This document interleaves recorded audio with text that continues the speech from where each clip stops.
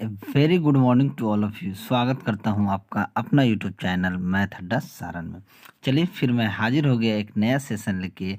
इसके झा सर का railway group D का जो गेस्ट पेपर है, इसका हम केमिस्ट्री का पार्ट 1 करने वाले हैं। देखिए, अगर आप हमारे चैनल पर नए हैं तो चैनल को सब्सक्राइब कर लीजिए और साथ ही साथ बेल आइकन को प्रेस कर लीजिए ताकि हम कोई भी वीडियो अपलोड करें उसका नोटिफिकेशन आप तक मिलता रहे। फिजिक्स और बायोलॉजी क्या हो गया है, ख़त्म हो गया है। फिजिक्स और बायोलॉजी ख़त्म है। मैथ का 4 पार्ट अपलोड हो चुका है। देखिए, थोड़ा सा अगर आप हमारे वीडियो को लाइक कीजिएगा तो थोड़ा सा मोटिवेट मैं भी होऊंगा और ऐसे ही कंटिन्यू वीडियो आप लोगों के लिए आता रहेगा। तो प्लीज़ थोड़ा सा इस भाई को सपोर्ट कीजिए। चलिए, बिना टाइम वेस्ट किए ही क्लास को हम शुरू करते हैं और आज का पहला क्वेश्चन देखते हैं। पहला क्वेश्चन है कि ठोस के कणों के संदर्भ में निम्न में से क्या सही है। वे यादृच्छिक रूप से गतिशील होते हैं, या उनके बीच बड़े अंतराल होते हैं, या व्यवस्थित तरीके से विन्यासित होते हैं, या उनमें न्यूनतम आकर्षण होता है। तो ठोस के जो कण होते हैं व्यवस्थित तरीके से विन्यासित होते हैं। क्या होते हैं? विन्यासित होते हैं और इनका गलनांक जो है प्राय अधिक होता है। तो ऑप्शन सी क्या हो जाएगा? आपका सही आंसर हो जाएगा। देखिए, ठोस असंपीड्य एवं कठोर होते हैं तथा इनके अवयवी जो कण होते हैं, कणों के माध्यम में रिक्त स्थान कम होता है। यानी कि जो सॉलिड होता है इसके इनर पार्ट में भी बहुत एक चीज़ जुड़ा होता है, उसमें रिक्त स्थान बहुत कम होता है। और ठोस का घनत्व जो होता है गैस तथा द्रव की तुलना में क्या होता है? अधिक होता है। चलिए अगला क्वेश्चन देखते हैं कि अम्लीय वर्षा होती है। अम्लीय वर्षा कब होती है? जब SO2 और NO2 के कारण क्या होती है? अम्लीय वर्षा होती है। तो ऑप्शन बी क्या हो जाएगा? आपका सही आंसर हो जाएगा। अम्लीय वर्षा के कारण मृदा की अम्लीयता क्या हो जाती है? बढ़ जाती है। और अम्लीय वर्षा का पीएच के मान देखा जाए तो ये 5.5 से क्या होता है? कम होता है। और अम्ल वर्षा से तांबे की बनी नलियाँ जो क्या होती हैं? ये प्रभावित होती हैं। ठीक है, चलिए वीडियो अच्छा लगे तो आप लोग लाइक ज़रूर करें। ठीक है, क्योंकि आपका लाइक मुझे मोटिवेट करेगा। ठीक है, इस चीज़ को आप दिमाग में रखेंगे। नेक्स्ट, अभी तक वैज्ञानिकों द्वारा पदार्थ की कितनी अवस्थाएं तय की गई हैं? तो पदार्थ की अब तक कितनी अवस्थाएं वैज्ञानिकों द्वारा तय की गई हैं?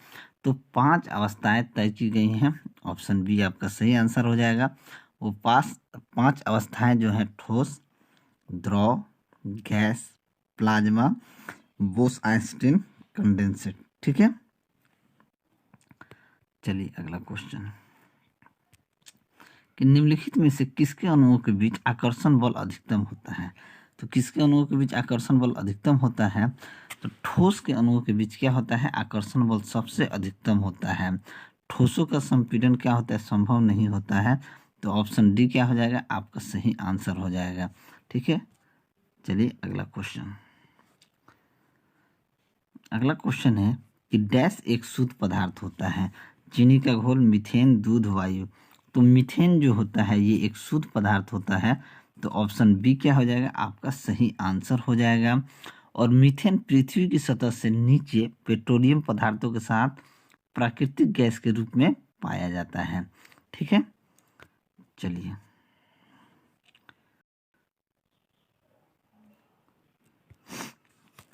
माफ कीजिएगा, थोड़ा सा दिक्कत आ गया था। चलिए अगला क्वेश्चन देखते हैं कि डैश एक यौगिक नहीं है। लेड, चौक, हाइड्रोजन सल्फाइड, सल्फर डाइऑक्साइड। तो लेड जो होता है ये एक यौगिक नहीं होता है।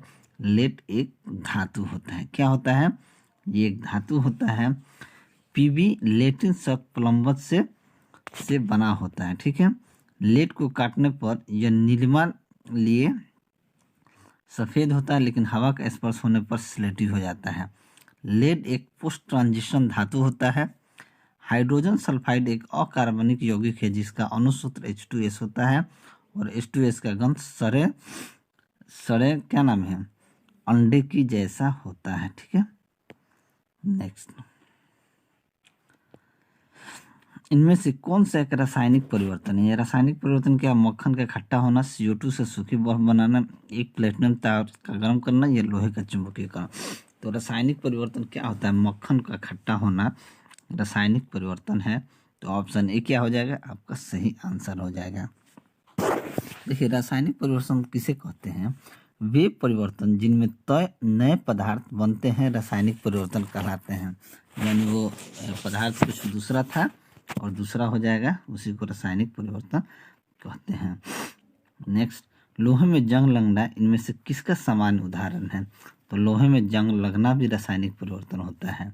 तो ऑप्शन डी क्या हो जाएगा? आपका सही आंसर हो जाएगा। नेक्स्ट, थोड़ा सा इसको जूम कर लेते हैं, हमारा स्पेस है। उस प्रक्रिया का क्या नाम है जिसमें गैस सीधे ही ठोस वस्तु में परिवर्तित हो जाती है? तो सीधे ही परिवर्तित हो जाती है। डिपोजिशन जो होता है, डिपोजिशन वह प्रक्रिया होता है जिसके द्वारा पदार्थ गैस अवस्था से सीधे ठोस अवस्था में क्या हो जाती है? परिवर्तित हो जाती है। तो ऑप्शन बी क्या हो गया?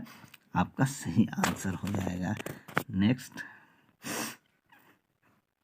कि निम्नलिखित वैज्ञानिकों में से किसने स्थिर अनुपात के नियम को प्रतिपादित किया था? तो स्थिर अनुपात के नियम को जोसेफ प्रॉस्ट ने प्रतिपादित किया था। किसने किया था? जोसेफ प्रॉस्ट ने। तो ऑप्शन बी क्या हो जाएगा? आपका सही आंसर हो जाएगा।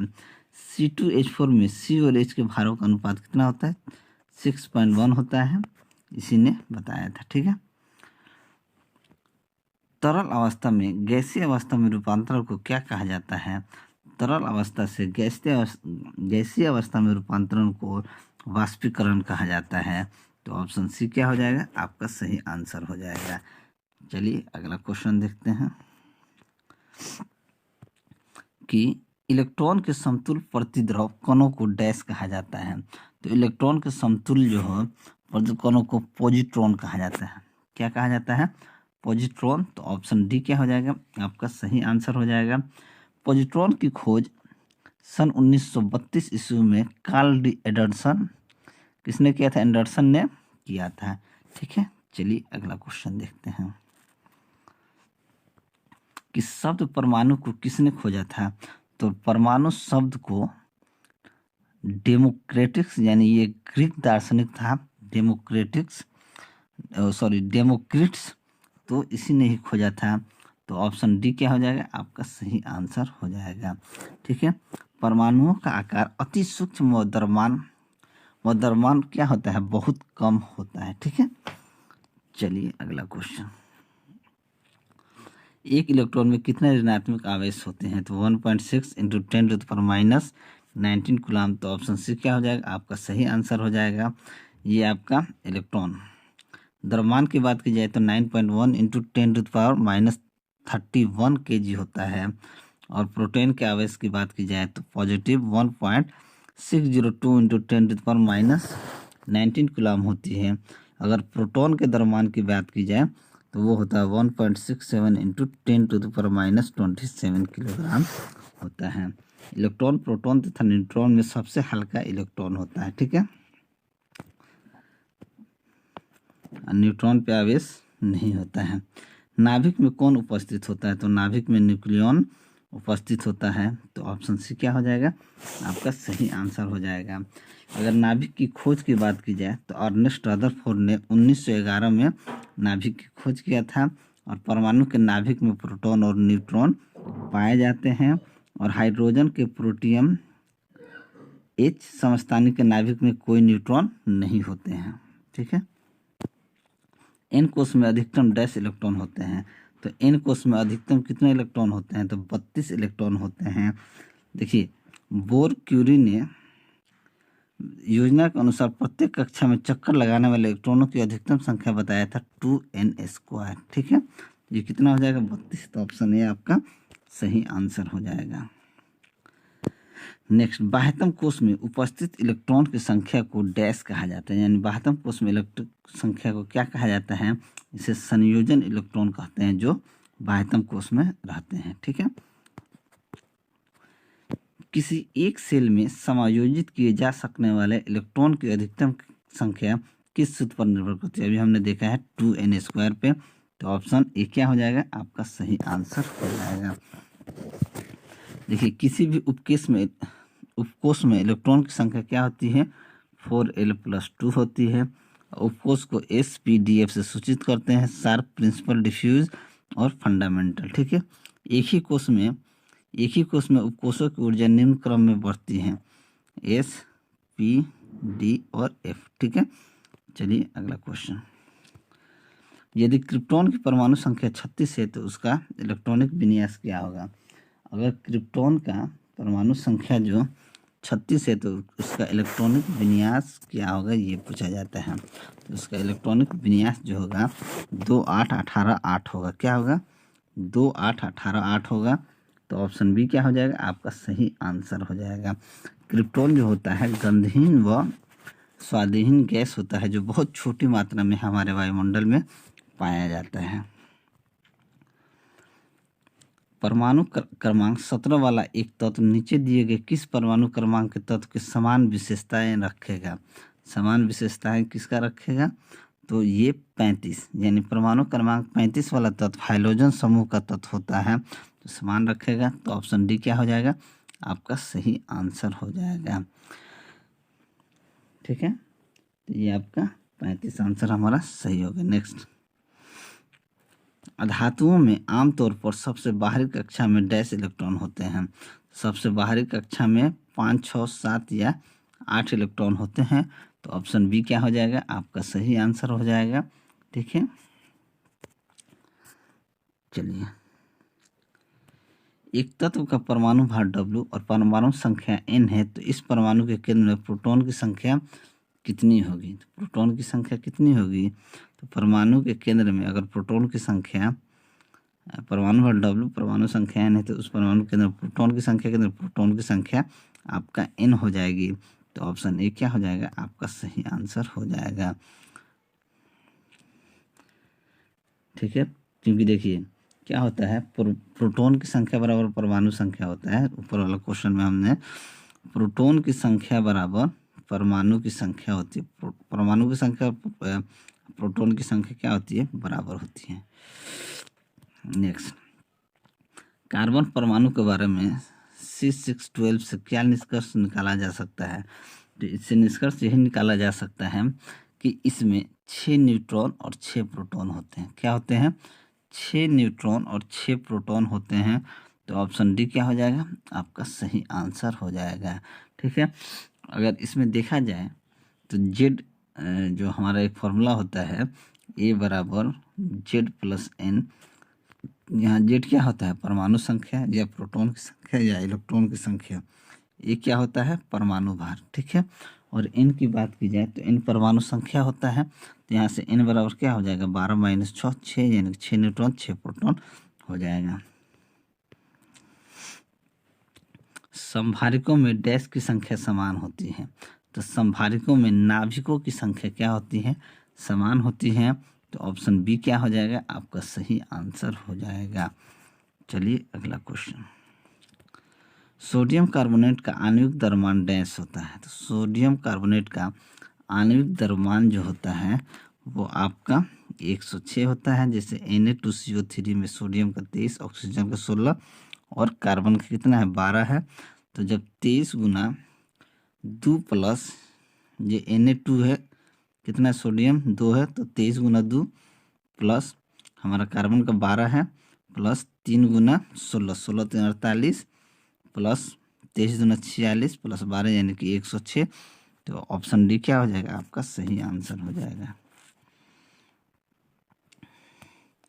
कैल्शियम हाइड्रोक्साइड का सापेक्ष द्रव्यमान कितना होता है।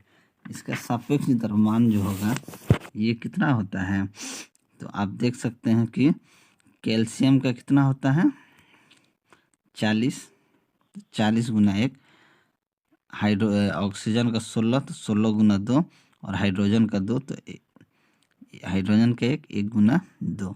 ठीक है, यानी कि 40 प्लस 32 प्लस 2 यानी कि 74। तो ऑप्शन डी क्या हो जाएगा, आपका सही आंसर हो जाएगा।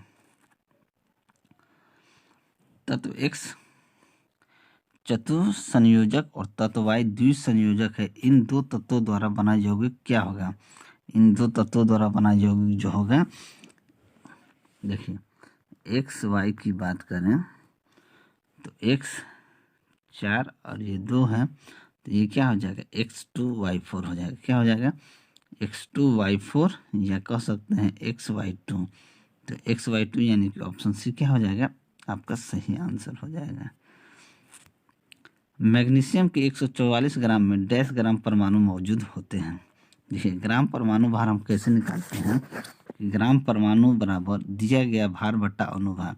दिया गया भार कितना है 144, और मैग्नीशियम का कितना होता है 44 अनुभार। ठीक है, तो 144/24 यानी कि 6। तो ऑप्शन बी क्या हो जाएगा आपका सही आंसर हो जाएगा।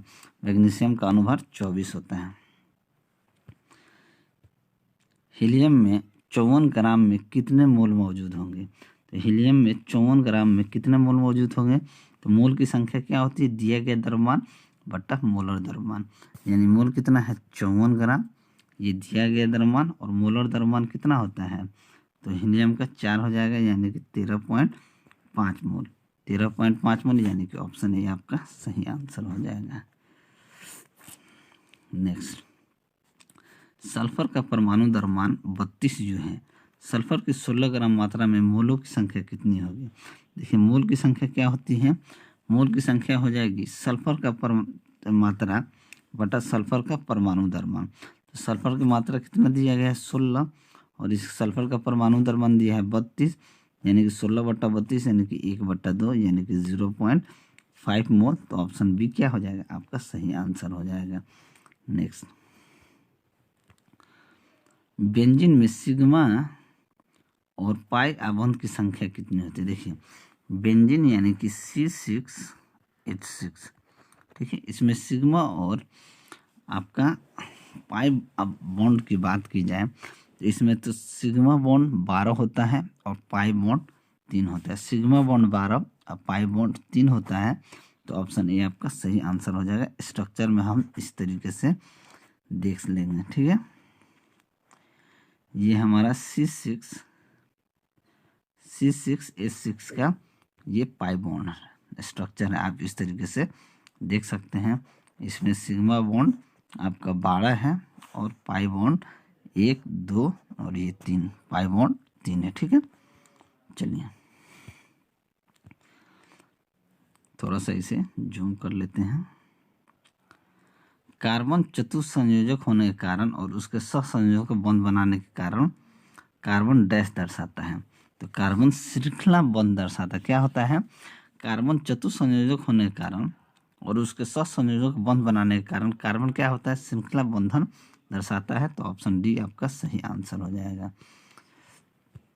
सहसंयोजक बंध दो परमाणुओं के बीच डैश द्वारा बनाते हैं।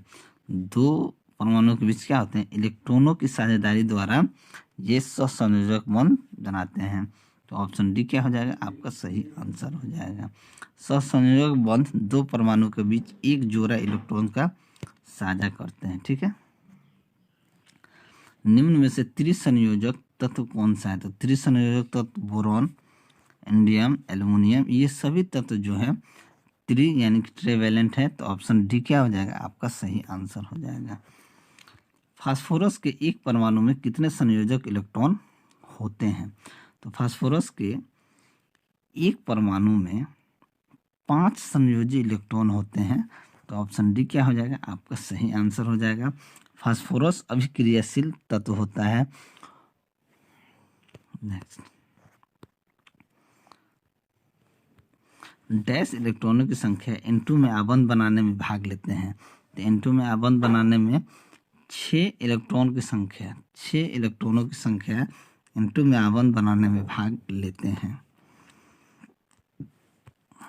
परमाणु संलयन प्रक्रिया स्वचालित रूप से होती है।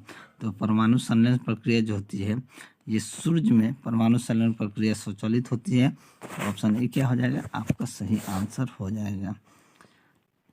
नेक्स्ट, वह रासायनिक बंधन कौन सा है जिसमें परमाणुओं के संयोजन से अणुओं का निर्माण होता है? ये विद्युत स्थैतिक बल जो होता है वो आपका वह रासायनिक बंधन विद्युत स्थैतिक बल होता है जिसमें परमाणुओं के संयोजन से अणुओं का निर्माण होता है। तो ऑप्शन सी आपका सही आंसर हो जाएगा। रेडियो एक्टिविटी का आविष्कार किसने किया था? तो रेडियो एक्टिविटी का हेनरी बैक्यूरेल ने किया था। तो ऑप्शन सी आपका सही आंसर हो जाएगा। ये सभी लोग जानते हैं। एक हाइड्रोजन एटम में कितने न्यूट्रॉन होते हैं? तो एक हाइड्रोजन एटम में न्यूट्रॉनों की संख्या कुछ भी नहीं होती है। तो ऑप्शन डी आपका सही आंसर हो जाएगा। अल्फा, बीटा तथा गामा किरणों की वेधन क्षमता का आरोही क्रम क्या होता है? तो इसका आरोही क्रम होता है गामा, बीटा, अल्फा। क्या होता है? अवरोही क्रम इसका क्या होता है? Gamma, beta, alpha. ठीक है, तो ऑप्शन बी आपका सही आंसर हो जाएगा। अगर बात की जाए अल्फा किरण की खोज हेनरी बैक्यूरेल ने की थी। अल्फा किरणों का वेग प्रकाश के वेग का 1/10वां भाग होता है। बीटा किरण की खोज रदरफोर्ड ने की थी और बीटा किरण का वेग प्रकाश के वेग का 9/10वां भाग होता है। ठीक है, नेक्स्ट। सूचीवन को सूची से सुमेलित कीजिए तथा सूचियों द्वारा दिए गए कूट का प्रयोग कर सही उत्तर चुनिए। सही उत्तर चुनना है। यूरेनियम का समस्थानिक कौन होता है? तो यूरेनियम का समस्थानिक जो होता है नाभिकीय ईंधन होता है। तो ये इधर आ गया। कोबाल्ट का समस्थानिक क्या होता है? तो कोबाल्ट का समस्थानिक जो होता है ये कैंसर का उपचार होता है। और आयोडीन का समस्थानिक क्या होता है? तो आयोडीन का समस्थानिक होता है गलगंड का उपचार। और रेडियम का समस्थानिक द्वितीय कैंसर का उपचार। यही इसका सही रूप हो गया। ठीक है, सूर्य की ऊर्जा किस माध्यम से उत्पन्न होती है? तो सूर्य की ऊर्जा जो होती है नाभिकीय संलयन के माध्यम से उत्पन्न होती है। तो ऑप्शन ए आपका सही आंसर हो जाएगा। नाभिकीय संलयन के सिद्धांत पर हाइड्रोजन बम का निर्माण किया जाता है। ठीक है, नाभिकीय संलयन के द्वारा ही। चलिए, परमाणु विखंडन डैश की प्रक्रिया है। तो परमाणु विखंडन जो होता है एक भारी परमाणु के नाभिक के उपखंड की प्रक्रिया है। तो ऑप्शन बी क्या हो जाएगा? आपका सही आंसर हो जाएगा। ऑक्सीकरण प्रतिक्रिया में निम्नलिखित में से क्या होता है? तो ऑक्सीकरण प्रक्रिया में जो होता है आपका क्या होता है? तो इलेक्ट्रॉन में कमी हो जाती है। ऑक्सीकरण में इलेक्ट्रॉन में कमी हो जाती है। तो ऑप्शन बी क्या हो जाएगा? आपका सही आंसर हो जाएगा। नेक्स्ट, अभिक्रिया MgO plus CO Mg plus CO2 इस समीकरण में किस पदार्थ का ऑक्सीकरण हुआ है? तो इसमें कार्बन मोनोक्साइड का यहाँ पे अभिक्रिया हुआ है, ऑक्सीकरण हुआ है। तो ऑप्शन बी क्या हो जाएगा? आपका सही आंसर हो जाएगा। निम्न में से एक केटायन है। एक केटायन क्या होता है? तो अमोनियम क्या है? अमोनियम केटायन होता है। तो ऑप्शन डी क्या हो जाएगा? आपका सही आंसर हो जाएगा। नेक्स्ट, थोड़ा सा और ऊपर कर लेते हैं। K2Cr2O में Cr की ऑक्सीकरण संख्या क्या है? यानी इसकी ऑक्सीकरण संख्या पूछ रहा है। ठीक है, तो हम देखेंगे कि इसकी ऑक्सीकरण संख्या हमको Cr का निकालना है। तो इसका निकाल लेंगे। O का 1 गुना 2 Cr का निकालना है। तो उसे हम x मान लें। 2 गुना x प्लस आपका इसका ऑक्सीजन का -2 इंटू 7 बराबर 0। ये हो जाएगा 2 प्लस 2x माइनस 14 0, यानी कि 2x बराबर आपका 12। तो x बराबर क्या आ जाएगा? +6। तो ऑप्शन ए क्या हो जाएगा? आपका सही आंसर हो जाएगा। चलिए अगला क्वेश्चन देखते हैं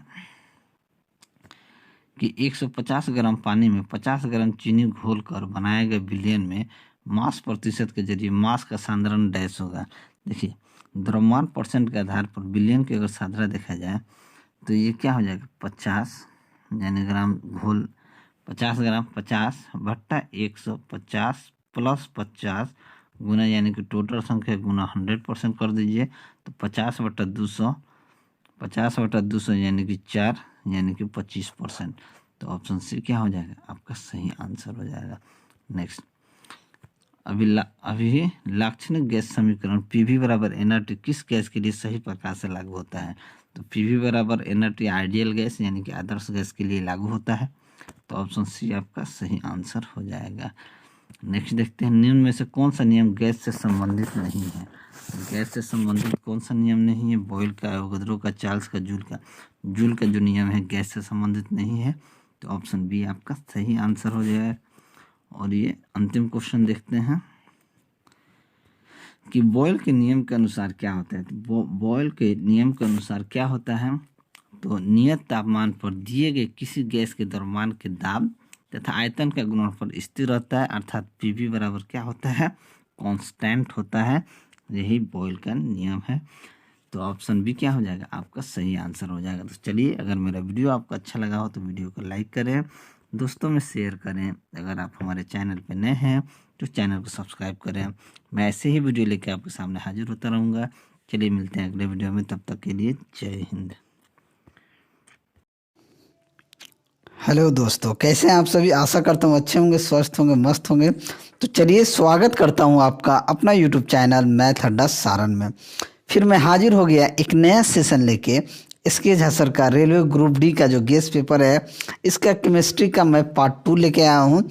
और उम्मीद करता हूँ कि अगले पार्ट में यानी कि पार्ट 3 में भी केमिस्ट्री ख़त्म हो जाएगा। ठीक है, तो अगर आप हमारे चैनल पर नए हैं तो चैनल को सब्सक्राइब कर लीजिए, साथ ही साथ बेल आइकन को दबा लीजिए, ताकि हम कोई भी वीडियो अपलोड करें ना तो उसका नोटिफिकेशन आप तक मिलता रहे। और आप लोगों से गुजारिश है, स्पेशल ये गुजारिश है कि थोड़ा सा आप लोग वीडियो को लाइक करें, जिससे मुझे मोटिवेशन मिले और मैं ऐसे ही बैक टू बैक आप सभी के लिए वीडियो लेके हाजिर होता रहूँगा।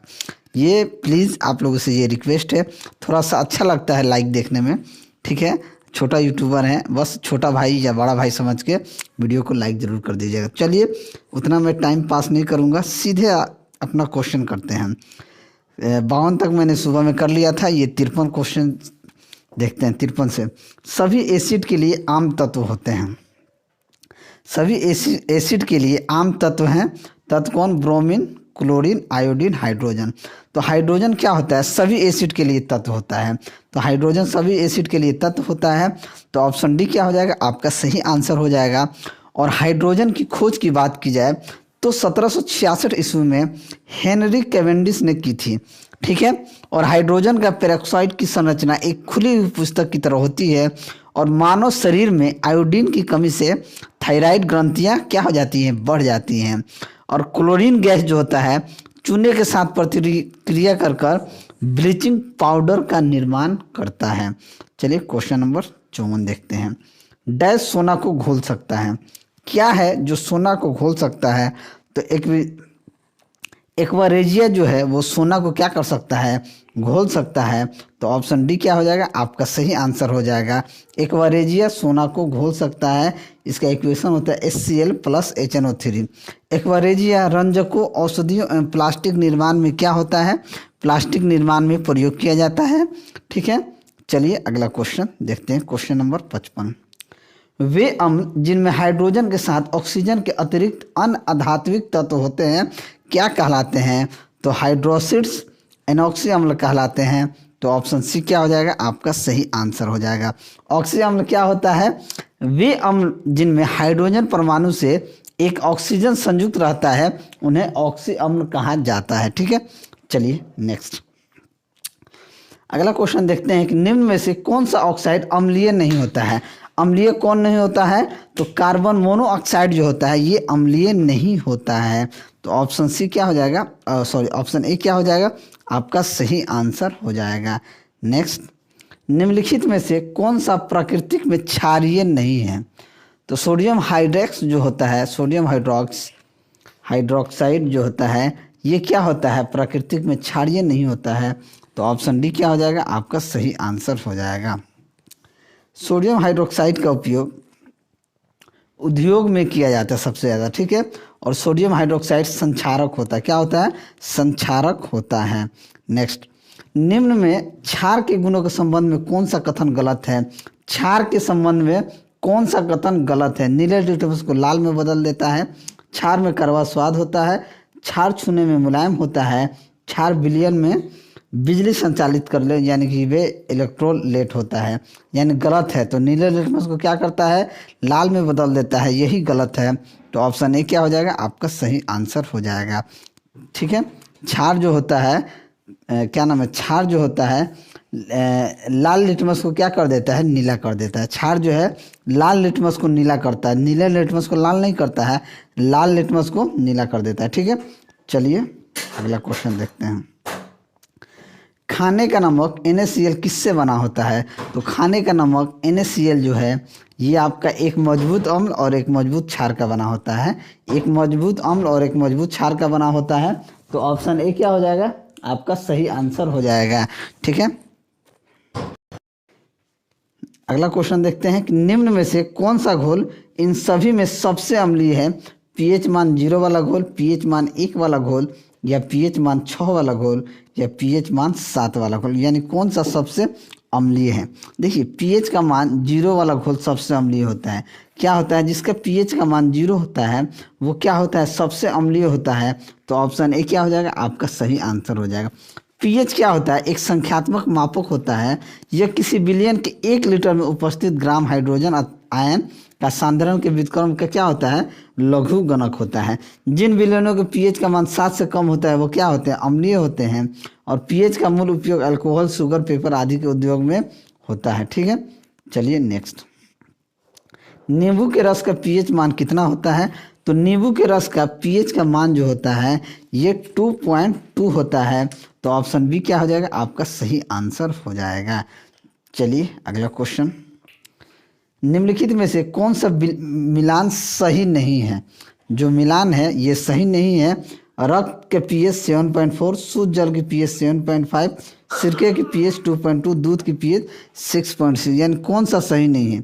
रक्त का pH कितना होता है? 7.4 होता है। ये तो मिलान सही नहीं है। सही नहीं है, गलत को बताना, ये तो सही है। शुद्ध जल का कितना होता है? 7.5। शुद्ध जल का pH 7.5 दे रहा है, जो कि ये गलत है। शुद्ध जल का pH 7.5 नहीं होता है, तो ये गलत है।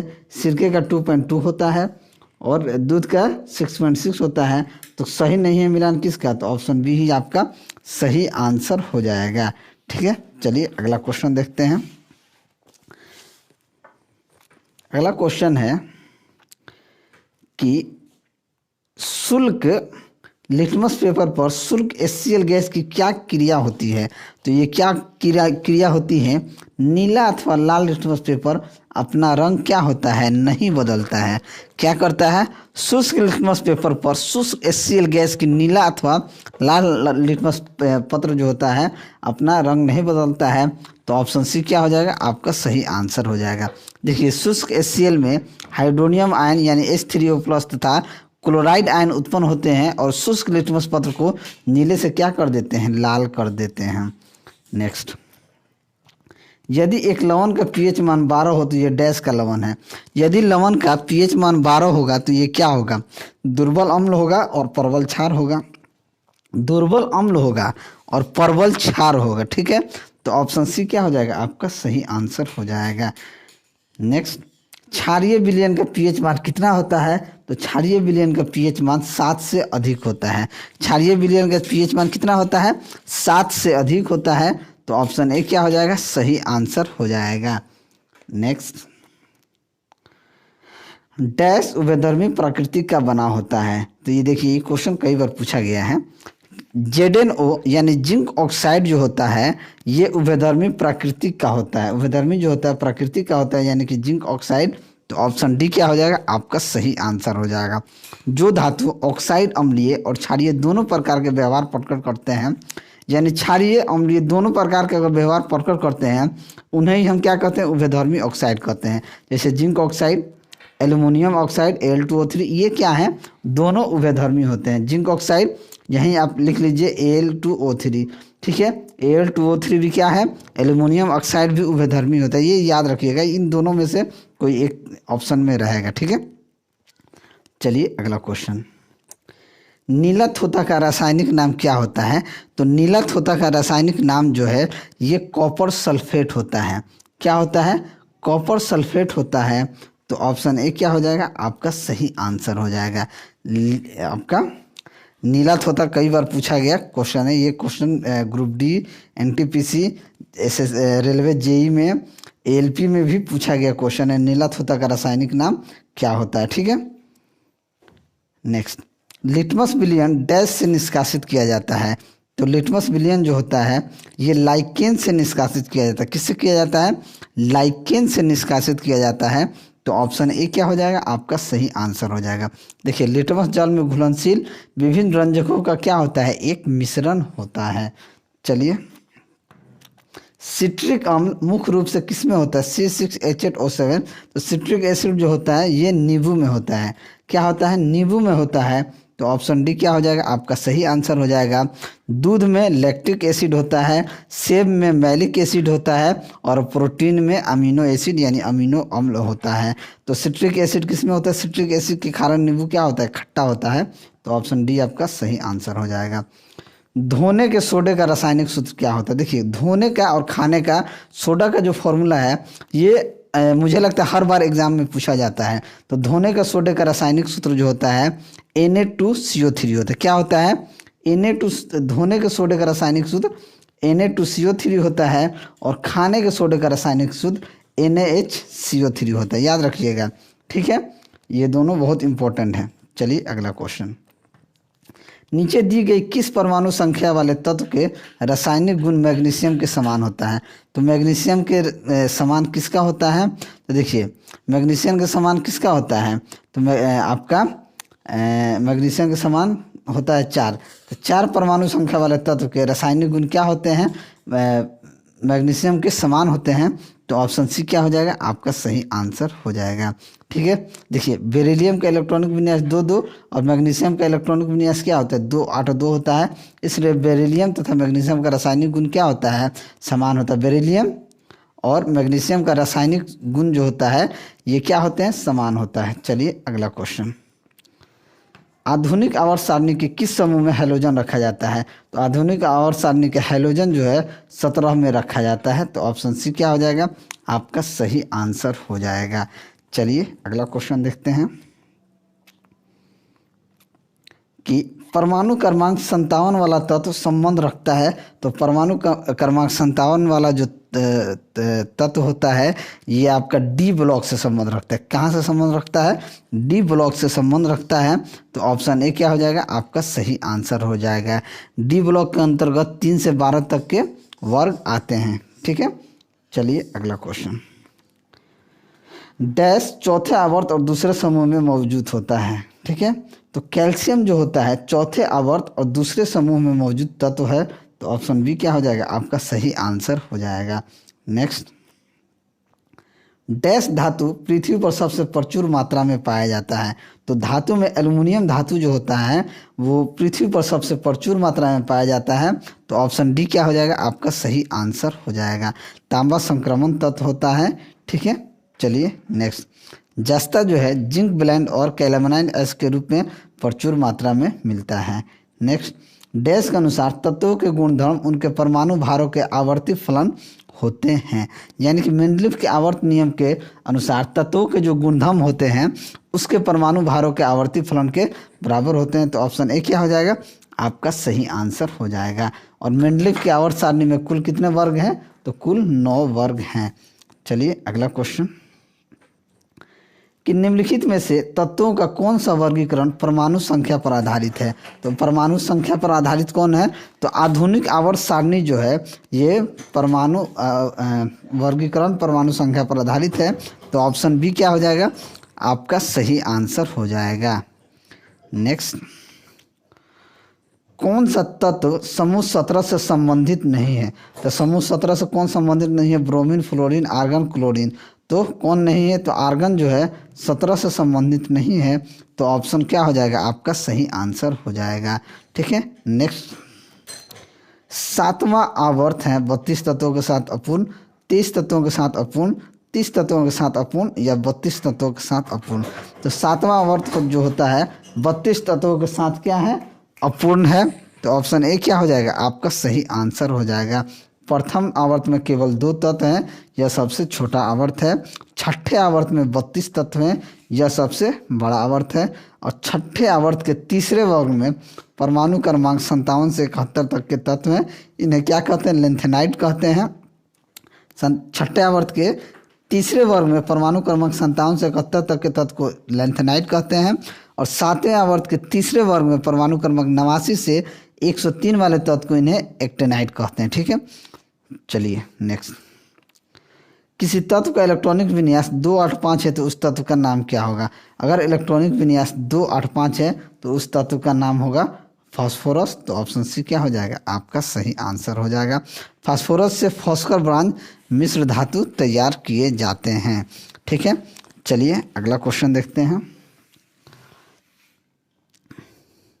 कि छठवें आवर्त में कितने तत्व होते हैं?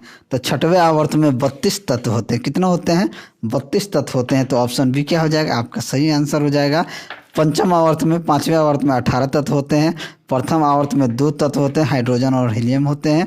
द्वितीय आवर्त में 8 तत्व होते हैं। ठीक है, चलिए प्रत्येक आवर्त के अंत में संयोजी सेल डैश होता है। तो देखिए प्रत्येक आवर्त के अंत में जो संयोजी सेल होते हैं पूर्ण रूप से क्या होता है? भरा होता है। तो ऑप्शन डी क्या हो जाएगा? आपका सही आंसर हो जाएगा। नेक्स्ट, डैश एक क्षार धातु है। सोडियम क्या होता है? सोडियम एक क्षार धातु है। तो ऑप्शन ए क्या हो जाएगा? आपका सही आंसर हो जाएगा। सोडियम क्षार धातु है। चलिए नेक्स्ट, सबसे बाहरी ऑर्बिट में डैश में इलेक्ट्रॉन की संख्या एक समान होती है। तो सबसे बाहरी ऑर्बिट में डैश में इलेक्ट्रॉनों की संख्या एक समान होती है। आपका ARK OF HHE ASBA, यानी कि देखिए सबसे बाहरी ऑर्बिट में AS और BI में इलेक्ट्रॉन की संख्या क्या होती है? समान होती है। ठीक है, आर्सेनिक आवर्त सारणी के पंचम मुख्य समूह का एक रासायनिक तत्व होता है। तो आर्सेनिक के मुख्य अयस्क क्या होते हैं? ऑक्साइड तथा सल्फाइड होते हैं। तो ऑप्शन बी क्या हो जाएगा? आर्सेनिक और बिस्मथ क्या होते हैं? इनके इलेक्ट्रॉनिक संख्या जो होती है एक समान होती है। तो ऑप्शन डी क्या हो जाएगा? आपका सही आंसर हो जाएगा। नेक्स्ट, नीचे दिए गए वर्गीकरण में कौन सा परमाणु द्रव्यमानों के आधार पर था? तो परमाणु द्रव्यमानों के आधार पर था डोब्रेनर, न्यूलैंड्स और मेंडलीफ का। तो ऑप्शन सी क्या हो जाएगा? आपका सही आंसर हो जाएगा। ठीक है, मेंडलीफ का आवर्त नियम के अनुसार तत्वों के भौतिक तथा रासायनिक गुण उनके परमाणु भार के आवर्त फलन होते हैं। ठीक है, नेक्स्ट, हैलोजन में डैश होता है। तो हैलोजन में 2 गैस, 1 तरल और 2 ठोस होते हैं। क्या होते हैं? हैलोजन में 2 गैस, 1 तरल और 2 ठोस होता है। तो ऑप्शन सी क्या हो जाएगा? आपका सही आंसर हो जाएगा। हैलोजन सदस्यों को आवर्त सारणी के वर्ग 17 में रखा गया है और हैलोजन धातुओं के साथ संयोग कर लवण उत्पन्न करते हैं। ठीक है, एक तत्व का इलेक्ट्रॉनिक विन्यास 286 है, यह डैश से संबंधित है। अगर 286 है तो यह समूह 16 और आवर्त 3 से संबंधित है। तो ऑप्शन डी क्या हो जाएगा? आपका सही आंसर हो जाएगा। सल्फर शब्द की उत्पत्ति संस्कृत शब्द सुलवड़ी से हुई है। ठीक है, चलिए नेक्स्ट, आधुनिक आवर्त सारणी में डैश अंतिम उपधातु होता है। तो आधुनिक आवर्त सारणी में पोलिनियम जो होता है ये अंतिम उपधातु होता है। तो ऑप्शन सी क्या हो जाएगा? आपका सही आंसर हो जाएगा। पोलिनियम जो होता है प्रकृति में पाए जाने वाला एक दुर्लभ एवं अत्यधिक रेडियो एक्टिव रासायनिक तत्व होता है। चलिए अगला क्वेश्चन, डैश सबसे अधिक तन्य धातु होता है। कौन सबसे अधिक तन्य धातु होता है? तो एरम सबसे अधिक तन्य धातु होता है। तो ऑप्शन डी क्या हो जाएगा? आपका सही आंसर हो जाएगा। स्वर्ण लेपन में पोटेशियम और एसिनाइड का प्रयोग विद्युत अवघट के रूप में होता है। ठीक है, चलिए एक्टिनाइडों की परमाणुविक संख्या डैश होती है।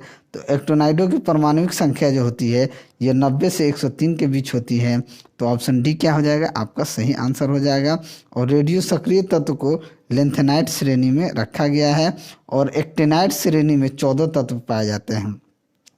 एक्टिनाइड का तत्व एक्टिनियम के बाद प्रारंभ होते हैं, इसलिए इन्हें एक्टिनाइड तत्व या एक्टिनोन भी कहा जाता है। निम्न में से कौन सा कथन गलत है? कौन सा कथन गलत? अधातुएं धनायन बनाती हैं, अधातुएं ऋणायन बनाती हैं, अधातुएं विद्युत की कुचालक होती हैं, अधातुएं अम्लीय ऑक्साइड बनाती हैं। तो अधातुएं जो होती हैं धनायन बनाती हैं, ये क्या है? कथन गलत है। तो ऑप्शन ए क्या हो जाएगा? आपका सही आंसर हो जाएगा। अधातुएं इलेक्ट्रॉन ग्रहण करके क्या बनाती हैं? ऋणायन बनाती हैं। ठीक है, चलिए नेक्स्ट, आधुनिक आवर्त सारणी में आवर्त डैश और डैश में कोई उपधातुएं शामिल नहीं होती हैं। तो आधुनिक आवर्त सारणी में आवर्त 1 और 7 में कोई उपधातु शामिल नहीं होता है। तो ऑप्शन 1 क्या हो जाएगा? आपका सही आंसर हो जाएगा। ठीक है, सोडियम मैग्नीशियम जैसी धातुएं सारणी के बाईं ओर तथा सल्फर एवं क्लोरीन जैसी धातुएं दाईं ओर स्थित हैं। निष्क्रिय गैसें डैश समूह में होती हैं। तो निष्क्रिय गैसें जो होती हैं ये 8A में के समूह में होती हैं। तो ऑप्शन ए क्या हो जाएगा, आपका सही आंसर हो जाएगा। नेक्स्ट कि इलेक्ट्रिक बल्ब में भरने हेतु निम्नलिखित में से किस गैस का प्रयोग किया जाता है। तो इलेक्ट्रिक बल्ब में भरने हेतु आर्गन और नाइट्रोजन गैस का उपयोग किया जाता है। तो ऑप्शन ए क्या हो जाएगा, आपका सही आंसर हो जाएगा। चलिए अगला क्वेश्चन देखते हैं कि आधुनिक आवर्त सारणी में डैश आवर्त में केवल गैसें हैं। तो आवर्त एक में जो है, आधुनिक आवर्त सारणी में एक आवर्त में केवल गैस है। तो ऑप्शन बी क्या हो जाएगा, आपका सही आंसर हो जाएगा। नेक्स्ट कि परमाणु क्रमांक 10, 18, 36, 54 वाले तत्व डैश होते हैं। तो ये 10, 18, 36 वाले तत्व जो होते हैं अक्रिय गैस होते हैं। तो ऑप्शन बी क्या हो जाएगा, आपका सही आंसर हो जाएगा। नोबेल गैस 7 रासायनिक तत्वों के होते हैं जो आवर्त सारणी के समूह 18 यानी कि 8 को बनाते हैं। नेक्स्ट वनस्पति तेल का हाइड्रोजनीकरण डैश का एक उदाहरण है। तो ये संकलन अभिक्रिया का एक उदाहरण है। तो ऑप्शन सी क्या हो जाएगा, आपका सही आंसर हो जाएगा। और हाइड्रोजन, क्लोरीन, ब्रोमीन आदि का असंतृप्त हाइड्रोकार्बन में हाइड्रोजन को अभिक्रिया के क्रम में हटाकर जुड़ना संकलन अभिक्रिया कहलाता है। चलिए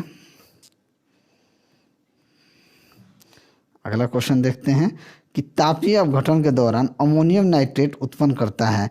तो तापीय अपघटन के दौरान अमोनियम नाइट्रेट क्या उत्पन्न करता है, तो ये Na2 और H2O उत्पन्न करता है।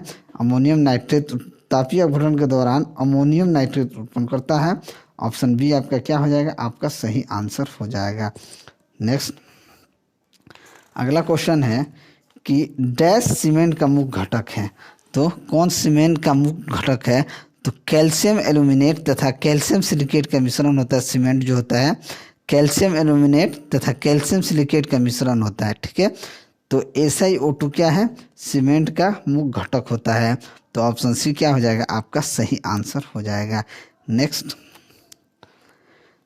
4 तत्वों के इलेक्ट्रॉनिक विन्यास नीचे दिए गए हैं, निम्नलिखित में से कौन सा अधिक इलेक्ट्रॉन नकारात्मक होगा। कौन सा अधिक इलेक्ट्रॉन नकारात्मक होगा, तो ये 1, 2, 8 ये क्लोरीन 1, 2, 8, 7 2, 8, 7 सबसे अधिक इलेक्ट्रॉन नकारात्मक होगा। तो ऑप्शन सी क्या हो जाएगा, आपका सही आंसर हो जाएगा, ठीक है, यानी कि 2, 8, 7। तो ऑप्शन सी आपका सही आंसर हो जाएगा। तो चलिए आज के लिए इतना ही। अगला पार्ट आएगा उसमें पूरा केमिस्ट्री ख़त्म हो जाएगा। अगर वीडियो आपको अच्छा लगा तो वीडियो को लाइक करें, दोस्तों में शेयर करें। अगर आप हमारे चैनल पर नए हैं तो चैनल को सब्सक्राइब करें। मैं ऐसे ही वीडियो लेके आपके सामने हाजिर होता रहूँगा। चलिए मिलते हैं अगले वीडियो में, तब तक के लिए जय हिंद। A very good morning to all of you. स्वागत करता हूं आपका अपना यूट्यूब चैनल मैथ अड्डा सारण में। तो चलिए फिर मैं हाजिर हो गया एक नया सेशन लेके। इसके झा सर का रेलवे ग्रुप डी का जो गेस्ट पेपर है, इसका हम केमिस्ट्री का पार्ट 3 करने वाले हैं, यानी कि इस पार्ट में टोटल केमिस्ट्री ख़त्म हो जाएगा। तो फिजिक्स, केमिस्ट्री और बायोलॉजी ये तीनों ख़त्म हो गया, मैथ अभी चालू है। तो चलिए अगर आप हमारे चैनल पर नए हैं तो चैनल को सब्सक्राइब कर लीजिए और साथ ही साथ बेल आइकन को दबा लीजिए ताकि हम कोई भी वीडियो अपलोड करें उसका नोटिफिकेशन आप तक मिलता रहे। और वीडियो अगर आपको अच्छा लगे तो लाइक कीजिएगा, क्योंकि आप लोग लाइक करने में बहुत कंजूसी करते हैं। और अगर आप टेलीग्राम चैनल से नहीं जुड़े हैं तो टेलीग्राम चैनल का लिंक जो है डिस्क्रिप्शन में मिल जाएगा, आप वहां से जाके जुड़ जाइएगा। तो चलिए बिना टाइम वेस्ट की क्लास को शुरू करते हैं और आज का पहला क्वेश्चन देखते हैं। पहला क्वेश्चन है कि माचिस की तिल्लियों में डैश होता है। तो माचिस की तिल्ली में क्या होता है, तो माचिस की तिल्ली वाला जो आगे वाला पोर्शन होता है जो जलता है वो फास्फोरस होता है। तो ऑप्शन बी क्या हो जाएगा, आपका सही आंसर हो जाएगा। देखिए दिया सलाई बनाने में लाल फास्फोरस और फास्फोरस डाइसल्फाइड यानी कि P2S3 का उपयोग होता है, ठीक है। और लाल फास्फोरस जो होता है स्फुर दीप्ति प्रदर्शित नहीं करता है और लाल फास्फोरस जल और कार्बन डाइसल्फाइड दोनों में अघुलनशील होता है। नेक्स्ट निम्नलिखित में से कौन अर्ध धातु नहीं है, यानी कि अर्ध धातु नहीं है, बोरॉन, क्लोरीन, आर्सेनिक, सिलिकॉन। तो क्लोरीन जो होता है वो अर्ध धातु नहीं होता है। तो ऑप्शन बी क्या हो जाएगा, आपका सही आंसर हो जाएगा। क्लोरीन क्या होता है, क्लोरीन अधातु होता है। क्लोरीन द्वारा विरंजक उसके ऑक्सीकरण गुण पर आधारित होता है। ठीक है, चलिए अगला क्वेश्चन देखते हैं। अगला क्वेश्चन है कि क्लोरोफ्लोरोकार्बन इनमें प्रयोग नहीं होता, यानी किसमें क्लोरोफ्लोरोकार्बन प्रयोग नहीं होता? रेफ्रिजरेटर, मिक्सर, चक्की, एयर कंडीशनर, पैकिंग सामग्री। तो क्लोरोफ्लोरोकार्बन जो होता है वो मिक्सचर और चक्की में क्या होता है? प्रयोग नहीं होता है। तो ऑप्शन बी क्या हो जाएगा? आपका सही आंसर हो जाएगा। ओजोन ऑक्सीजन का एक अपरूप होता है और समुद्र तल से 25 किलोमीटर की ऊंचाई पर ओजोन की सांद्रता क्या होती है? अधिकतम होती है। ठीक है, वीडियो को आप लोग लाइक ज़रूर करेंगे। ठीक है, चैनल पर नए हैं तो चैनल को सब्सक्राइब जरूर करेंगे। ठीक है, चलिए अगला क्वेश्चन देखते हैं। अगला क्वेश्चन है कि आधुनिक आवर्त सारणी के समूह का नाम बताएं जिसमें सभी तत्व गैस हैं, यानी उसमें जितने भी तत्व हैं वो क्या हैं? गैस हैं। तो आधुनिक आवर्त सारणी के समूह जो 18 में, समूह 18 में क्या होते हैं? सभी तत्व गैस होते हैं। तो ऑप्शन ए क्या हो जाएगा? आपका सही आंसर हो जाएगा। और समूह 18 के तत्व का वैलेंस जो इलेक्ट्रॉन होता है वो 8 होता है और समूह 18 के तत्वों का वैलेंसी 0 होता है। और वायुमंडल में लगभग 1% क्या है? अक्रिय गैस है, यानी कि अक्रिय गैस 1% है। देखिए प्रॉब्लम आ गया, चलिए कोई बात नहीं है। अगला क्वेश्चन देखते हैं कि सल्फर की परमाणुकता क्या है? तो सल्फर की परमाणुकता जो है बहुपरमाणुक है। क्या है? बहुपरमाणुक है। तो ऑप्शन ए क्या हो जाएगा? आपका सही आंसर हो जाएगा। प्याज में करवाहट का कारण सल्फर के यौगिक उपस्थित होते हैं। ठीक है, चलिए नेक्स्ट। डैश एकल परमाणु अणु का एक उदाहरण होता है, यानी आर्गन, सल्फर, फास्फोरस, हाइड्रोजन कौन सा एकल परमाणु का उदाहरण है? तो सल्फर जो होता है वो एकल परमाणु का क्या होता है? परमाणु का उदाहरण होता है। तो ऑप्शन बी क्या हो जाएगा? आपका सही आंसर हो जाएगा। सल्फर जो है ये सल्फर की परमाणुकता बहुपरमाणुकता होती है। क्या होती है?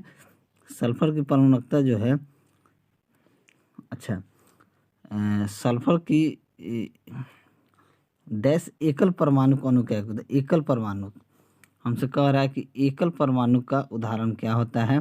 तो एकल परमाणु, देखिए सल्फर एकल परमाणु अणु का एक उदाहरण है। तो ऑप्शन बी क्या हो जाएगा? आपका सही आंसर हो जाएगा। चलिए अगला क्वेश्चन देखते हैं कि वह ठोस पदार्थ जिसका सामान्य नाम शुष्क बर्फ है, शुष्क बर्फ है तो वो क्या है? तो आपका CO2, यानी कि CO2 क्या है? वह पदार्थ है जिसका सामान्य नाम शुष्क बर्फ होता है, यानी कि अग्निशामक यंत्रों में सोडियम बाइकार्बोनेट के घोल पर तनु सल्फ्यूरिक अम्ल की प्रक्रिया कराकर CO2 गैस तैयार किया जाता है। तो ऑप्शन सी आपका सही आंसर हो जाएगा। नेक्स्ट, वाशिंग सोडा का इस्तेमाल डैश में किया जा सकता है। तो वाशिंग सोडा का इस्तेमाल जो है ये कठोर जल को नरम करने के लिए किया जा सकता है। तो ऑप्शन सी क्या हो जाएगा? आपका सही आंसर हो जाएगा। चलिए, वाशिंग सोडा का बड़े पैमाने पर उत्पादन जो है लेब्लांक विधि या सल्वे विधि तथा वैद्युत विधि द्वारा किया जाता है। वाशिंग सोडा में अपमार्जक का गुण होता है। क्या होता है? अपमार्जक का गुण होता है। नेक्स्ट, बेकिंग पाउडर डैश और डैश का मिश्रण होता है।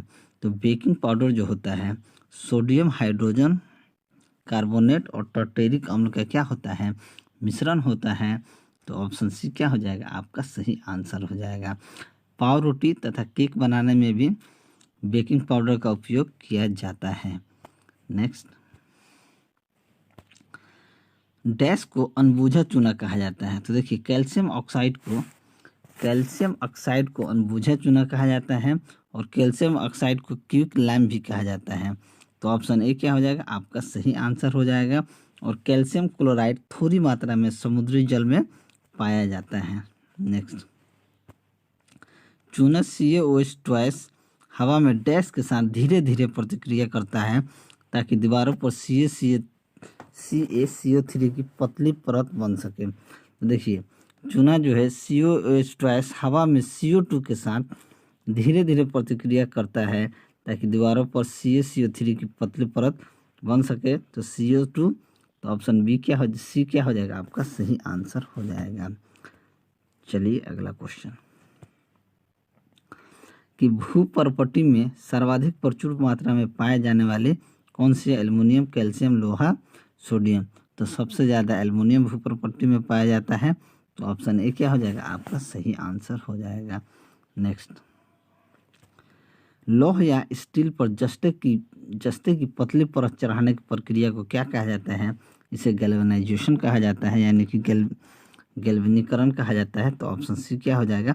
आपका सही आंसर हो जाएगा। नेक्स्ट, हथेली पर रखने पर निम्न में से कौन सा पिघल जाएगा? तो हथेली पर रखने पर आपका कौन सा पिघल जाएगा, ये पूछा जा रहा है। तो देखिए, हथेली पर रखने पर जीएस और सीएस क्या हो जाएगा? पिघल जाएगा, यानी कि गैलियम और सीजियम जो होगा, इन्हें हथेली पर रखने पे क्या हो जाएगा? पिघल जाएगा। गैलियम और सीजियम हथेली पर रखने पे पिघल जाएगा, तो ऑप्शन बी आपका क्या हो जाएगा? सही आंसर हो जाएगा। देखिए, जर्मेनियम का उपयोग ट्रांजिस्टर बनाने में होता है। सोलर सेल में जर्मेनियम, सीजियम आदि का प्रयोग होता है। ठीक है, चलिए, और सीजियम 28.4 डिग्री सेल्सियस पर पिघलते हैं, जबकि 658 डिग्री सेल्सियस पर क्या होते हैं? उबलते हैं। ठीक है, चलिए, डैश धातु का क्षय नहीं होता है। तो किस धातु का क्षय नहीं होता है? तो प्लेटिनम जो धातु होता है, इसका क्षय नहीं होता है। तो ऑप्शन डी क्या हो जाएगा? आपका सही आंसर हो जाएगा। प्लेटिनम बहुत प्राचीन समय से ज्ञात धातु है, और प्लेटिनम अधिकांश मुक्त अवस्था में पाया जाता है। और प्लेटिनम गर्म सांद्र H2SO4 से भी प्रवाहित नहीं होता है, लेकिन अम्ल राज में यह घुल जाती है तथा क्लोरो प्लेटिनम बनाती है। नेक्स्ट, टंगस्टन का गलनांक डैश होता है। तो टंगस्टन का गलनांक 3380 डिग्री सेल्सियस होता है। तो ऑप्शन ए क्या हो जाएगा? आपका सही आंसर हो जाएगा। नेक्स्ट, निम्नलिखित में से किसे मार्स गैस भी कहा जाता है? तो किसको मार्स गैस कहा जाता है? तो मार्स गैस, मीथेन को मार्स गैस कहा जाता है। तो ऑप्शन सी क्या हो जाएगा? आपका सही आंसर हो जाएगा। मीथेन जो है एल्केन श्रेणी का प्रथम सदस्य होता है, और मीथेन प्राकृतिक गैस का मुख्य अवयव है, और यह प्राकृतिक के 90% मात्रा में मौजूद रहता है। चलिए, अगला क्वेश्चन देखते हैं कि बायोगैस का प्रमुख हिस्सा डैश होता है। तो बायोगैस का प्रमुख हिस्सा क्या होता है? मीथेन होता है। तो ऑप्शन सी क्या हो जाएगा? आपका सही आंसर हो जाएगा। इसके पहले हमने देखा है मीथेन को मार्स गैस भी कहा जाता है। नेक्स्ट, सीएनजी का मुख्य घटक क्या होता है? तो सीएनजी का मुख्य घटक भी क्या होता है? मीथेन ही होता है। तो ऑप्शन ए क्या हो जाएगा? आपका सही आंसर हो जाएगा। सीएनजी में 80 से 90% मीथेन गैस होती है, और सीएनजी को जलाने के लिए 540 डिग्री सेल्सियस से अधिक ताप की क्या होती है? आवश्यकता होती है। और मीथेन समचतुष्फलकीय होती है तथा बंधनों के बीच का कोण 109 डिग्री 28 सेकेंड होता है। चलिए, नेक्स्ट,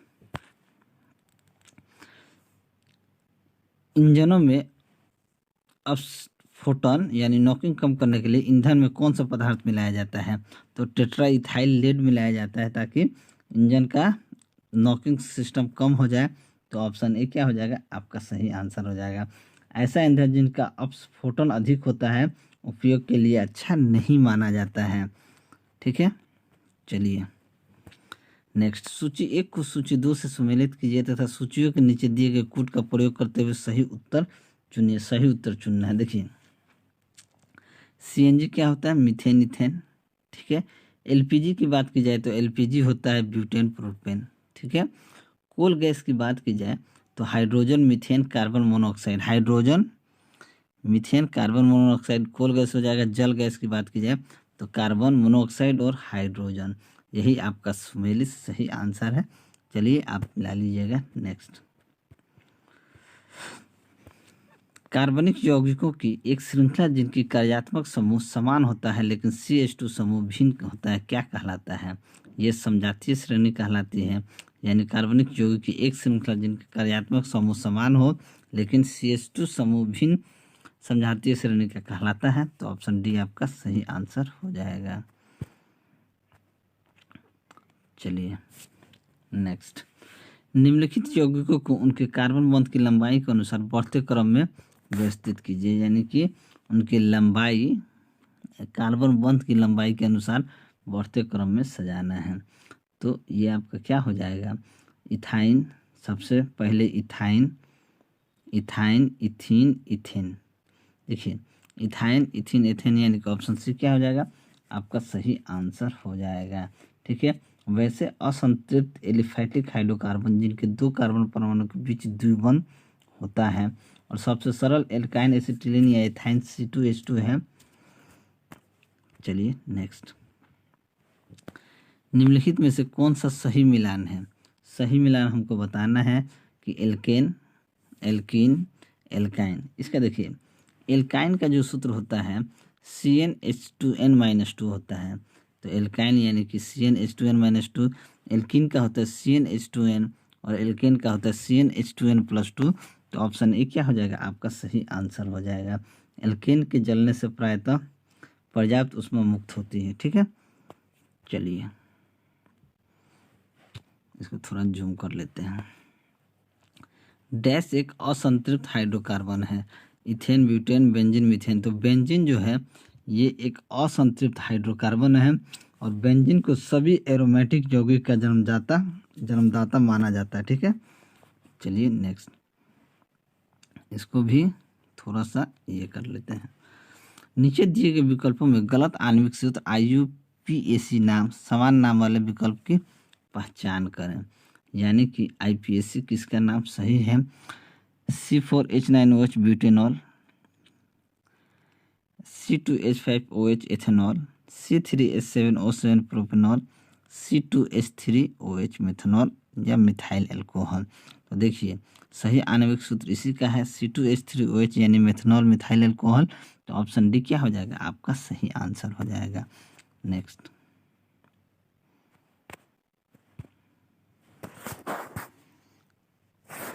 अगला क्वेश्चन देखते हैं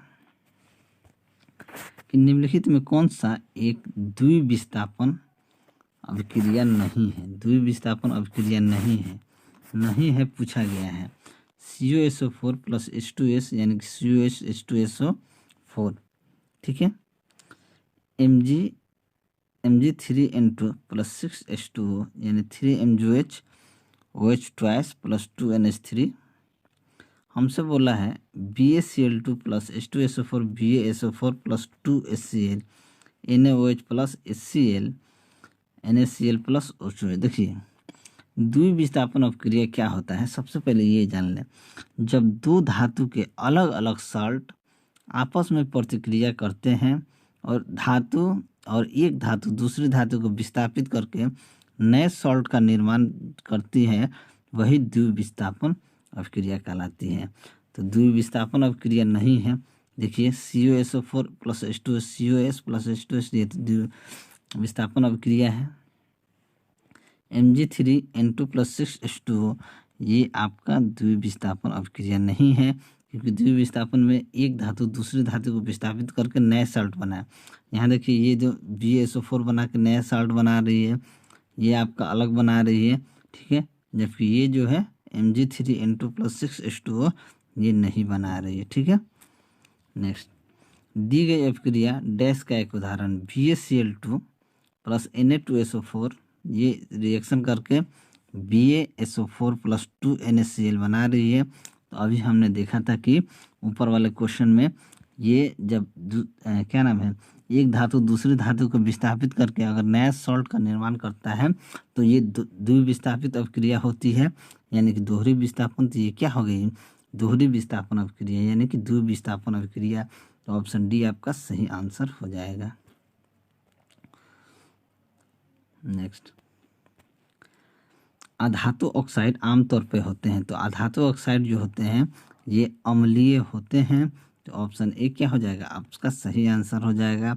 धातुएं ऑक्साइड क्षारीय होती हैं। ठीक है, नेक्स्ट, सौर पैनल में निम्न में से कौन सी धातु प्रयुक्त होती है? तो सबसे ज़्यादा प्रयुक्त कौन होती है?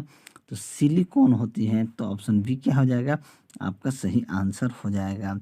सौर पैनल में सिलिकॉन धातु प्रयुक्त होती है और शुद्ध सिलिकॉन का उपयोग अति चालकता यानी सुपर कंडक्टिविटी में उपयोग किया जाता है और सिलिकॉन का उपयोग कंप्यूटर के निर्माण में भी होता है। ठीक है, चलिए नेक्स्ट, किसी मिश्र धातु की एक धातु यदि मरकरी है तो वह धातु क्या कहलाएगी? वह धातु अमलगम कहलाएगा। तो ऑप्शन ए क्या हो जाएगा आपका सही आंसर हो जाएगा। लोहे को छोड़कर प्राय सभी धातुएं पारे के साथ मिलकर क्या बनाती हैं, मिश्र धातु बनाती हैं। नेक्स्ट, कॉन्स्टेंटन डैश धातुओं को मिश्रित करके बनाया जाता है। कॉन्स्टेंटन कॉपर और निकेल की धातुओं को मिश्रित करके बनाया जाता है। तो ऑप्शन ए क्या हो जाएगा आपका सही आंसर हो जाएगा। नेक्स्ट, पीतल डैश की मिश्र धातु है। पीतल जो है तांबा और जस्ता की एक मिश्र धातु है। तो ऑप्शन ए क्या हो जाएगा आपका सही आंसर हो जाएगा। जिंक सल्फाइड प्राकृतिक में जिंक ब्लेंड के रूप में मिलता है। नेक्स्ट, थोड़ा सा नीचे कर लें। जब एक धातु पानी के साथ अभिक्रिया करती है तो कौन सी गैस निकलती है। जब पानी के साथ अभिक्रिया करेगी तो ये हाइड्रोजन निकलेगा। तो ऑप्शन डी क्या हो जाएगा आपका सही आंसर हो जाएगा। जैसे 2Na + 2H2 2NaOH + H2O, यानी यहाँ कौन निकल रहा है तो हाइड्रोजन निकल रहा है। नेक्स्ट, लेड नाइट्रेट के तापीय अपघटन के परिणाम स्वरूप निर्मित उत्पाद क्या है। यानी लेड नाइट्रेट के साथ तापीय अपघटन के परिणाम स्वरूप निर्मित उत्पाद क्या है। देखिए, lead oxide plus oxygen plus nitrogen trioxide, lead oxide plus nitrogen dioxide, lead oxide plus nitrogen dioxide plus nitrogen trioxide, lead oxide plus nitrogen trioxide, यानी कि तापीय अपघटन के परिणाम स्वरूप इसमें क्या उत्पाद होगा। देखिए, lead oxide plus oxygen plus nitrogen trioxide होगा। ठीक है, तो ऑप्शन ए क्या हो जाएगा आपका सही आंसर हो जाएगा। देखिए, जब 2BaNO3 ट्वाइस एस को अगर आप तापन कर रहे हैं तो ये 2BOS + 4NO2G + O2 क्या होगा हो जाएगा। तो ऑप्शन ए हमारा सही आंसर हो जाएगा। नेक्स्ट, निम्न में से कौन सी रासायनिक अभिक्रिया की प्रकृति हमेशा ऊष्माशोषी होते हैं। तो अपघटन प्रतिक्रिया हमेशा ऊष्माशोषी होती है। तो ऑप्शन बी क्या हो जाएगा आपका सही आंसर हो जाएगा। और दहन क्या होती है, दहन एक ऊष्मा क्षेपी अभिक्रिया होती है। ठीक है, नेक्स्ट, PbCl2 + CO दी गई समीकरण डैश अभिक्रिया का एक उदाहरण है। तो दी गई समीकरण ये विस्थापन का उदाहरण है कि Pb + CuCl2 के साथ अभिक्रिया करके PbCl2 + CO बनाता है। तो ये क्या है विस्थापन करता है। तो ऑप्शन ए क्या हो जाएगा आपका सही आंसर हो जाएगा। ये विस्थापन अभिक्रिया का एक उदाहरण है। नेक्स्ट,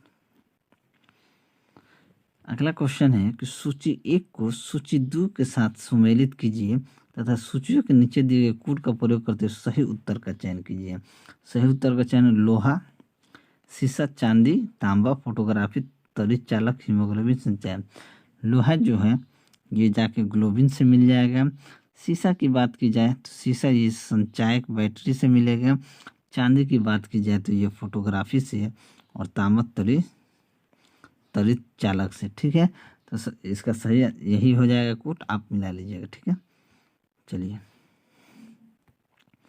इसको भी निम्नलिखित का सही मिलान कीजिए। उत्पाद और उपभोग। PQRS में पेट्रोलियम, ईथर, पैराफिन, मोम, एस्फॉल्ट और कोक, गैसोलीन। उपभोग क्या है, ईंधन, ड्राई क्लीनिंग के लिए, छत सड़क निर्माण, इलेक्ट्रॉन, मरहम और कॉस्मेटिक के लिए। देखिए पेट्रोलियम ईथर का जो प्रयोग किया जाता है, ठीक है, पेट्रोलियम ईथर का प्रयोग ईंधन के लिए किया जाता है। किसके लिए किया जाता है, ईंधन के लिए। तो ये तो हमारा सही है। सॉरी पेट्रोलियम ईथर जो है, पेट्रोलियम ईथर का जो प्रयोग किया जाता है ये ड्राई क्लीनिंग के लिए किया जाता है। ठीक है, ईथर का प्रयोग। पैराफिन मोम की बात की जाए तो ये पैराफिन मोम जो है मरहम और कॉस्मेटिक में पैराफिन मोम का उपयोग किया जाता है।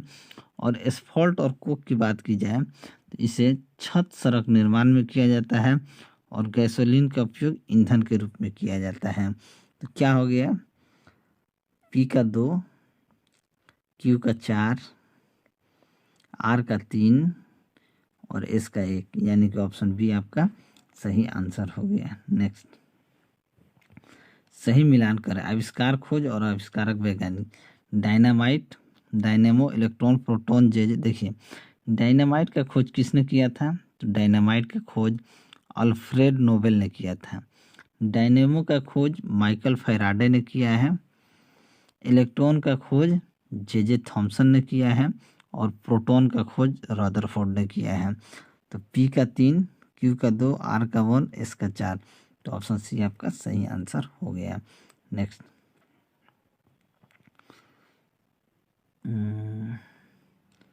अगला क्वेश्चन है, हाँ ये भी है, सही मिलान करें। सही मिलान इसमें भी करना है, ठीक है। Mercury, germanium, methyl alcohol, nichrome, semiconductor, manometer, would नैप्था। देखिए मरकरी का ये भी मरकरी क्या है, मरकरी मैनोमीटर, ठीक है। जर्मेनियम की बात की जाए तो जर्मेनियम क्या है, सेमीकंडक्टर।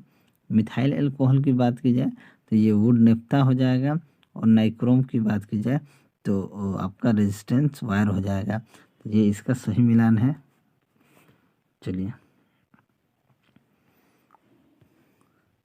सिलिका घुलनशील है। सिलिका किस में घुलनशील है, तो सिलिका जो है HF में घुलनशील है। किस में, HF में। तो ऑप्शन डी क्या हो जाएगा, आपका सही आंसर हो जाएगा। नेक्स्ट, इसमें भी मिलान करना है कि निम्नलिखित का मिलान करें। पदार्थ का परमाणु सिद्धांत, पोटेशियम सल्फेट। देखिए पदार्थ का परमाणु सिद्धांत किसने दिया है, जॉन डाल्टन ने। पोटेशियम सल्फेट की बात की जाए तो पोटेशियम सल्फेट एक यौगिक है। सोडियम की बात की जाए, सोडियम को हम Na कहते हैं, कोबाल्ट को CO कहते हैं। बस ये भी मेरा मिलान हो गया। अगला भी मिलान है, इसको भी मिला देते हैं। सूची 1 को सूची 2 से सुमेलित कीजिए, ठीक है। एसीटोन, एसीटोन मतलब नाखून पालिश, क्या हो जाएगा, एसीटोन का मतलब आ जाएगा नाखून पालिश अपसारक। कार्बन टेट्राक्लोराइड की बात की जाए तो ये अग्निशामक में आ जाएगा, कार्बन टेट्राक्लोराइड। हाइड्रोजन परऑक्साइड की बात की जाए तो घाव और मरहम की पट्टी में हो जाएगा, द्रव अनिमीय प्रशीतक।